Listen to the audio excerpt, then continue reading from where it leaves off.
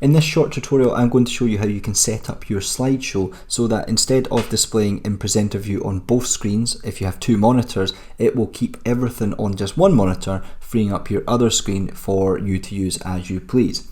Now, I'm doing this on a Mac, but the process is pretty much the same for Windows users. You'll see here on this PowerPoint presentation, if I click on the slideshow button at the bottom, then it automatically opens the presentation into presenter view. So my left monitor that you can't see will display the full slide, and the right hand monitor will display the main presenter view. I'm going to click escape to come out of that because I want to turn that off. So initially, the first thing you can do is if you go up to the top bar and click on PowerPoint and then go down to preferences, you can go into the output and sharing group and click on slideshow, and you can uncheck this top option that says always start presenter view with two displays.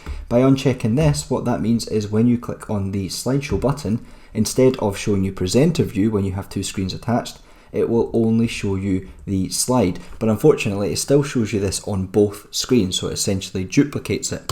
What I'm going to do is I'm going to go up into the slideshow tab at the top, and I'm going to go into setup slideshow, and from here I'm going to change the show type to browsed by an individual, and then I'm finally just going to change this bit that says advanced slides. I always just change this to manually because I don't have timings in place here.